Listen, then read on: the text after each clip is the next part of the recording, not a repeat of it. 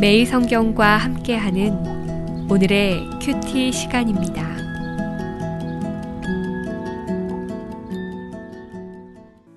창세기 9장 18절에서 29절입니다. 방주에서 나온 노아의 아들들은 셈과 함과 야벳이며 함은 가나안의 아버지라. 노아의 이 세 아들로부터 사람들이 온 땅에 퍼지니라. 노아가 농사를 시작하여 포도나무를 심었더니 포도주를 마시고 취하여 그 장막 안에서 벌거벗은지라.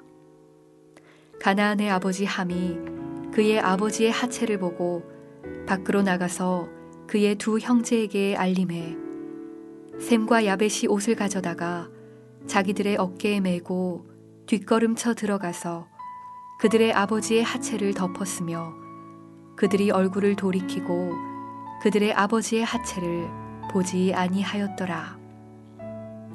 노아가 술이 깨어 그의 작은 아들이 자기에게 행한 일을 알고 이에 이르되 가나안은 저주를 받아 그의 형제의 종들의 종이 되기를 원하노라 하고 또 이르되 셈의 하나님 여호와를 찬송하리로다. 가나안은 셈의 종이 되고 하나님이 야벳을 창대하게 하사 셈의 장막에 거하게 하시고 가나안은 그의 종이 되게 하시기를 원하노라 하였더라. 홍수 후에 노아가 350년을 살았고 그의 나이가 950세가 되어 죽었더라. 안녕하세요. 1월 12일 주일입니다. 오늘 우리가 함께 묵상할 말씀은 창세기 9장 18절에서 29절입니다. 오늘도 말씀을 통해 하나님을 만나고 하나님과 동행하는 우리 모두가 되었으면 좋겠습니다. 하나님은 죄로 가득한 세상을 대홍수로 심판하셨습니다. 그러나 무서운 심판 속에서도 노아 가족을 남기심으로 심판의 의미가 멸절이 아니라 새로운 기회를 주시는 은혜임을 보이셨습니다. 이제 노아 가족은 하나님의 은혜를 입은 자로서 새로운 삶을 시작합니다.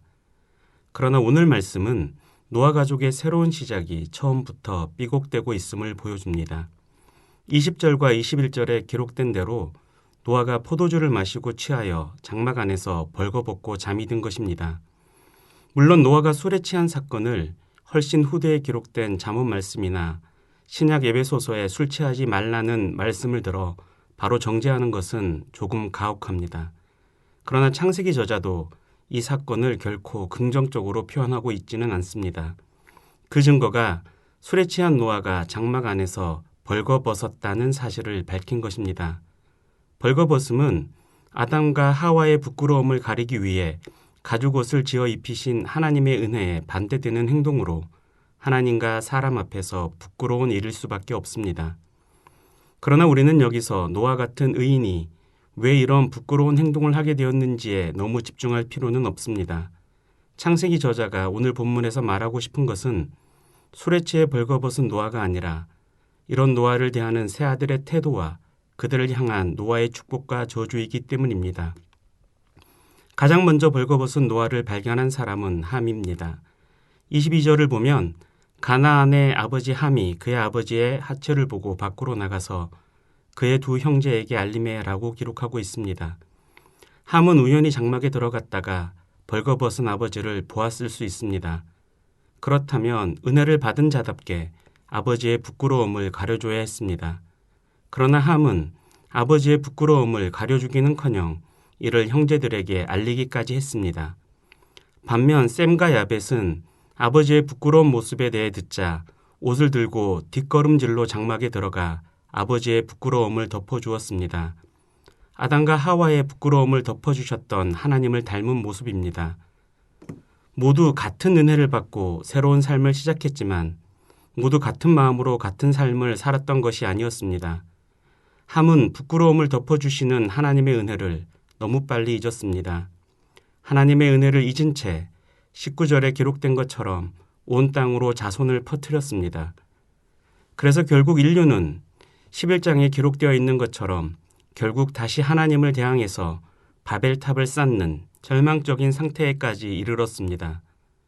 그러나 하나님의 은혜는 언제나 이런 사람의 악함과 연약함을 뛰어넘습니다.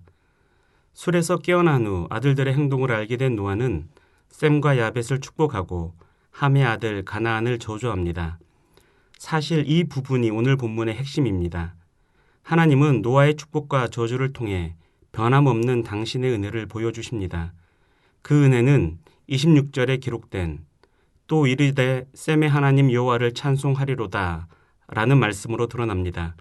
이 말씀을 직역하면 여호와를 찬송하라, 그분이 셈의 하나님이 되셨도다입니다. 하나님은 두 번째 기회를 받았지만 시작 단계에서부터 은혜를 잊고 자신에게서 멀어지려는 사람들 속에서 은혜를 따라 사는 자 셈을 찾아내시고 그의 하나님이 되어주셨습니다.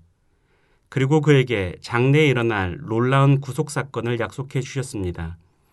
25절부터 27절까지 세 번이나 가나안은 셈의 종이 될 것이다 라는 말씀은 셈의 후손인 이스라엘 백성이 출애굽의 은총, 곧 구속의 은총을 받고 가나안을 정복해서 하나님 나라를 이룰 것이라는 하나님의 약속입니다. 이제 셈은 이 약속을 받은 언약 백성으로 살게 될 것입니다. 야벳 또한 셈을 통해 이 복을 누리게 될 것입니다. 이것은 범죄한 사람은 함인데 굳이 그의 아들인 가나안을 저주하신 것을 보았을 때 명확합니다. 이처럼 하나님은 새로운 삶과 기회라는 은혜를 받았음에도 처음부터 삐걱대는 인류 역사 안으로 찾아오셔서 당신의 사람을 찾아 그 사람의 하나님이 되어주십니다. 그리고 그 사람에게 약속을 주어 언약 백성이 되게 하십니다. 에덴에서 범죄하고 숨었던 아담을 찾으시고 언약을 주셨던 것처럼 홍수의 심판을 받을 만큼 완전히 타락한 사람들 속에서 노아를 찾으시고 언약을 주셨던 것처럼 오늘 말씀에서도 셈을 찾아서 약속을 주시고 언약 백성으로 삼아 주신 것입니다. 그리고 이런 하나님의 은혜는 오늘도 멈추지 않고 우리에게까지 임하고 있습니다. 물질 만능주의로 가득 찬 만몬이 지배하는 세상에서 나를 찾으시고 나의 하나님이 되어주십니다. 그리고 결국에는 하나님 나라가 만몬의 세상을 이길 것이라고 약속해 주십니다. 그래서 그 약속을 받은 우리는 언약 백성으로서 이 약속을 가슴에 담고 세상을 거슬러 하나님 나라 가치를 따라 살아야 합니다. 그 삶으로 나를 찾으시고 나의 하나님이 되어주신 그 여호와를 찬양해야 합니다. 기도하겠습니다. 새로운 기회를 받았음에도 흔들리던 노아 가족을 찾으시고 그곳에서 셈을 축복하시고 언약을 주신 하나님께서 오늘 저희에게도 동일한 은혜를 주시니 감사합니다. 그 은혜를 받은 자로서 우리가 삶으로 하나님을 찬양하기를 소원합니다. 약속하신 성령으로 우리를 인도해 주옵소서. 예수님의 이름으로 기도합니다. 아멘.